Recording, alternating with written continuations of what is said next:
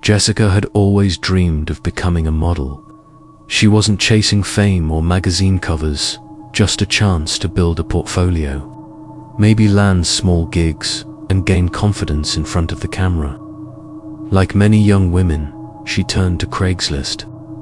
One afternoon, while browsing through local listings, she stumbled upon a post that seemed perfect. Free portfolio photos, seeking new talent. No experience needed. It was written with professional polish. The ad explained that a photographer was building his own portfolio and offering free sessions to aspiring models. It even included a few sample shots, well-lit portraits with soft backgrounds, giving the illusion of legitimacy. The listing described a studio just outside the city with both indoor and outdoor options. You'll leave with 10 to 15 high-resolution shots for your portfolio, it promised. Jessica was intrigued. She clicked reply. The man answered within the hour. He introduced himself as Tom, explained he had years of experience but preferred working freelance now, said he enjoyed helping young talent grow. He didn't ask too many questions, just wanted to know if she was available on the upcoming weekend. Jessica agreed. He gave her an address and instructions to bring a few outfits and arrive by 10 a.m. on Saturday. It all seemed perfectly normal. Still, when she mentioned it to her roommate Sarah, she was met with concern. "That's not a real studio address," Sarah pointed out. "It looks like a house." Jessica brushed it off. "Lots of freelance photographers work from home." Sarah wasn't convinced.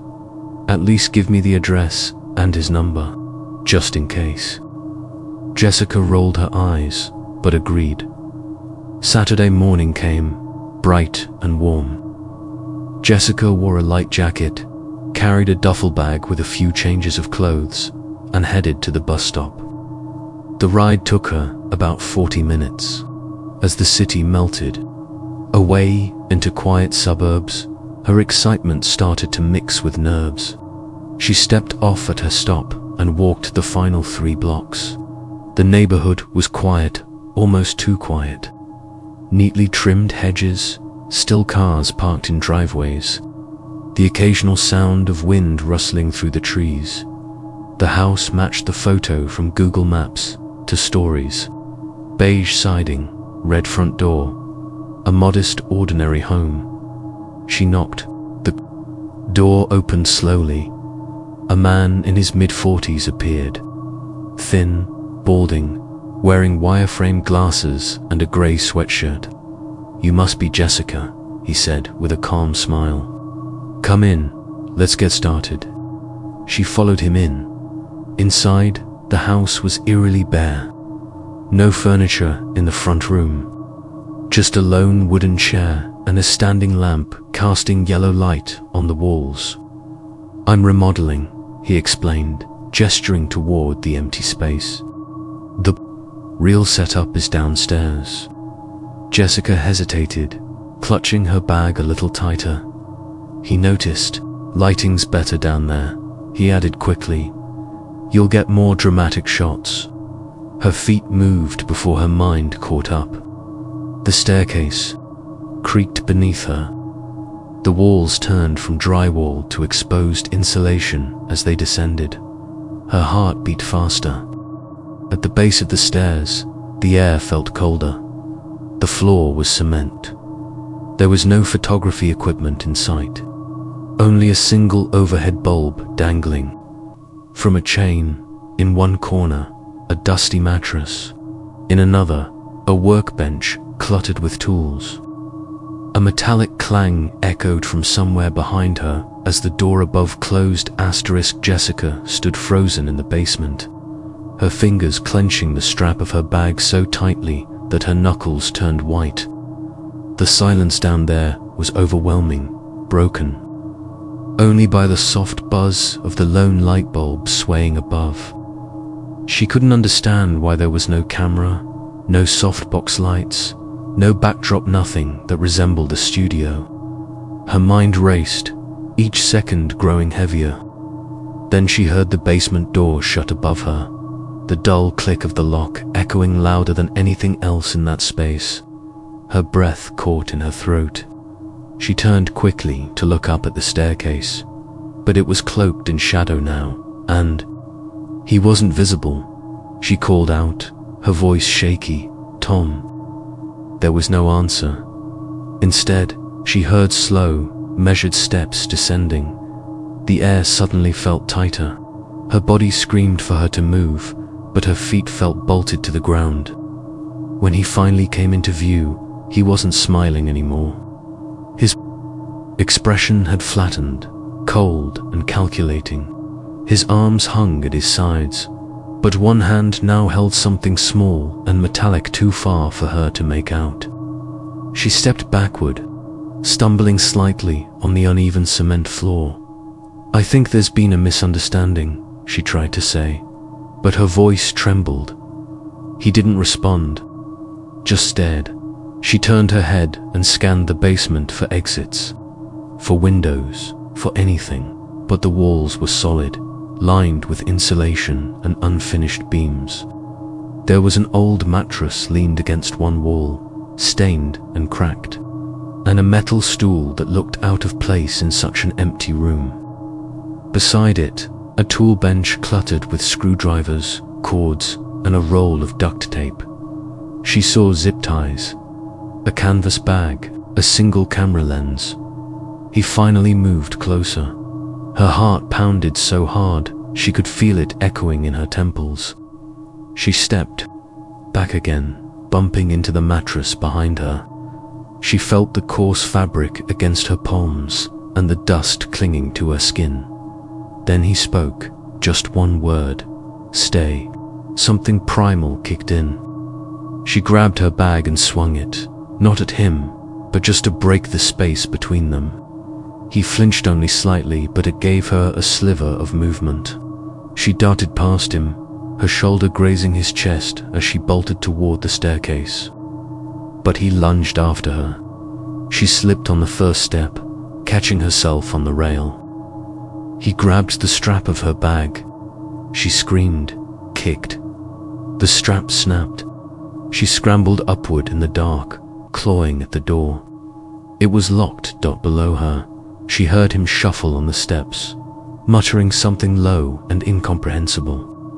She beat her fists against the door, screamed for help, hoping anyone was nearby. Her breath came in sobs. Her phone was still in her jacket pocket. Hands shaking, she fumbled for it. That's when a loud banging erupted from somewhere outside the house. Voices, more footsteps, the sound of a door being pounded. He froze halfway up the stairs. She heard the tension in his breath, saw the quick shift in his eyes. David had just graduated college and was about to move into his first real apartment. His budget was tight and every dollar mattered. So instead of buying furniture new, he turned to Craigslist. It was a treasure trove of used goods, and within minutes he found an ad that caught his attention. "Free couch, must pick up tonight, good condition." The listing was brief, but included a photo of what looked like a decent beige sectional, resting in what appeared to be someone's garage. There were no obvious stains or rips. The timing was perfect. David had just gotten the keys to his apartment.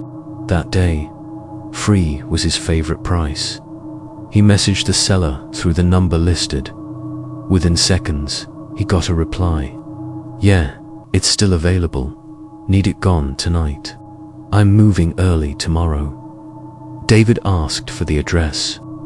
The man texted him a location about 25 minutes away, just outside the city limits.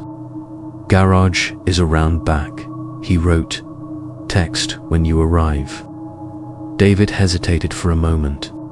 The idea of driving to a stranger's house at night gave him pause, but the deal was too good to pass up. It was just a couch, just a quick in and out, pick up. He threw a couple of blankets into his trunk to protect the upholstery and headed out. The drive was uneventful at first, but as he got closer, the houses became farther apart, the streetlights more scarce. By the time he turned onto the final stretch of road, the only light came from his own headlights. His GPS led him to a property with no lights on. The house was older wooden siding, overgrown yard. There were no other cars in the driveway. David texted again, "I'm here." "Garage entrance around back," came the reply. He pulled around and parked. The detached garage sat a little behind the house. Its door was slightly ajar, just wide enough to see that there was light inside. He stepped out into the quiet night, the gravel crunching beneath his shoes. As he approached, he called out softly, "Hello." No answer. The silence felt thick. He pushed the door open further. What he saw didn't make sense. There was no couch, instead. The garage was empty, save for a few odd items. A tarp stretched across the floor, a folding table pushed against the wall with a roll of duct tape, latex gloves, and what looked like a small handheld video recorder. A single, flickering bulb hung overhead, swaying slightly. The air was musty. David's chest tightened. His phone vibrated in his hand. "Changed your mind." The text read, "You're standing right where I wanted you." The message felt like a slap. He looked around, his eyes scanning the dark corners. Off the garage, the shadows near the ceiling, the cracked door behind him. His heart pounded so loud he could hear it in his ears. Something wasn't right. This wasn't someone giving away furniture. This was something else, asterisk. David's eyes darted across the dim garage, the glow from the swinging light bulb casting long, distorted shadows across the tarp-covered floor. The folding table in the corner was no longer just clutter, it was a message. Duct tape, gloves, a knife. The video recorder with its lens pointed squarely at where he stood. Everything arranged with purpose. He felt something sharp and electric pass through his chest. It wasn't just fear. It was the realization that this had been planned not for anyone, but for him. The message on his phone still burned in his mind. "You're standing right where I wanted you." He tried to make sense of it, tried to grasp how he had been lured here. The free couch just bait. The photo could have been stolen. The Craigslist didn't verify identities. The number that texted him could have come from any burner phone. He had walked into this trap without hesitation. No one knew he was here. No one even knew this was happening. He turned back to the garage door and saw that it was slightly more closed than before. Had the wind moved it? Or had someone gently pushed it from outside? He couldn't be sure. He approached it slowly, each step deliberate, his eyes locked on the small gap of open air at the bottom where moonlight streamed through. His hand reached out to pull it up. It barely moved. From behind him, a soft creak. David spun around. Nothing, but the stillness was gone. The air felt invaded. He backed toward the garage door again, this time trying to slide it open harder. It groaned but stayed mostly shut. His fingers fumbled for the handle. He pulled again. Then, from somewhere deeper in the shadows, came the unmistakable snap of a twig. He wasn't alone. His breathing grew shallow. He couldn't see who it was or how close they were, but he could sense it. A presence, someone watching, waiting to make a move. His instincts screamed at him to run, but the only exit was jammed. He moved toward the corner where the folding table stood and grabbed the only thing he could find that resembled a weapon, a rusted tire iron. It was heavy, slick with dust and age, but it was something. He held it in front of him as he slowly stepped toward the shadows at the back of the garage. Then, suddenly, his phone buzzed again. One new message. Smile. He glanced at the lens on the video recorder. The red light was blinking. It was recording. He felt sick. He couldn't tell if this person was inside with him, outside watching, or controlling the situation remotely. There was a sick pleasure in the setups, something methodical, rehearsed. He could feel it in the way every item was positioned. He crouched low, ready to run the moment the door budged. Then came a sound different this time. Sirens, distant, but approaching fast. Red and blue lights flashing against the trees outside. He didn't know if they were coming for him or someone else. But whatever was happening had changed something in the air. A thud came from the back of the garage, quick footsteps fading into the brush. Whoever had been watching was gone. Megan had always been independent. When she got accepted to her top choice college across the country, she didn't hesitate to start making plans. Her parents couldn't afford the on-campus dorm fees, so she searched Craigslist for nearby apartments. That's when she found the listing room for rent. Female preferred close to campus, $400 a month. It sounded too good to be true, but she clicked anyway. The post was written by a woman named Danielle. She claimed to be in her early 30s, quiet, respectful, and looking for a female roommate to share her two-bedroom apartment. The pictures looked clean: modest kitchen, small living room, a bedroom with a twin bed and desk. Megan emailed right away. Danielle responded quickly, inviting her to meet for coffee near campus. Megan agreed. They met the next afternoon. Danielle was pale, with long black hair pulled into a tight ponytail. She wore a turtleneck despite the summer heat and spoke in a soft, deliberate tone. Her eyes rarely met Megan's, but she seemed polite, if a little awkward. Megan chalked it up to shyness. They talked for 20 minutes. Danielle didn't ask too many personal questions, just explained the apartment rules, mostly about quiet, hours, and utilities. Megan, eager and out of options, said yes. She moved in 3 days later. At first, things seemed fine. The apartment was older, but clean. Danielle kept to herself. She had strict routines. She cooked the same meal every night, turned off the lights by 9, and rarely left her room. But within the first week, Megan started to notice things. Danielle would knock once before entering the bathroom, but never wait for a response. She insisted Megan keep her bedroom door locked at night. "It's for your safety," she said. Megan tried to brush it off, but it got weirder. One night, around 2 a.m., Megan heard scratching noises, faint but rhythmic. At first, she thought it was mice in the walls, but the sound came from inside her closet. She checked, nothing there. A few nights later, she heard footsteps in the hallway. She opened her door to find Danielle standing motionless at the end of the hall, staring into the dark kitchen. She didn't react when Megan called her name. Another time, Megan returned home early from class and found the door to her bedroom slightly open. She always locked it. When she stepped inside, her laptop had been moved. Her dresser drawers were ajar.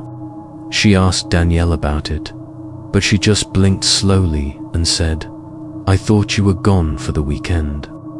From then on, Megan kept her belongings in her bag. She stopped sleeping through the night. She kept waking up to noises: floorboards creaking, the soft squeak of her doorknob being tested. Megan stared at the open notebook on the kitchen counter.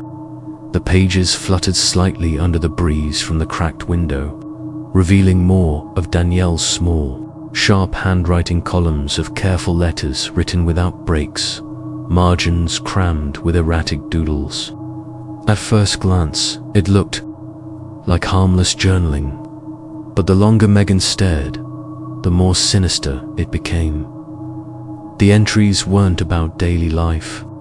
They were about her movements, her habits, her breathing. She doesn't lock her closet. Her closet creaks when she sleeps. She talks in her dreams. I hear secrets. She doesn't see the eyes behind her. Megan felt her knees weaken. Her skin crawled. She turned another page. It was worse. Sketches, drawings of a girl lying in bed, limbs curled, a window slightly open, a dark figure looming nearby. Another drawing of the same girl, Megan tied down, muffled, hair spread across a pillow like roots in soil. Words circled around the image like a mantra. I can't let her leave me. Not like the others. I need her to stay. Megan's mouth went dry. She stepped away from the counter, heart hammering, eyes darting toward the hallway. Danielle's door was closed. The apartment was silent. Too silent. No kitchen fan, no TV, no creaking floorboards. She wasn't sure how long she had.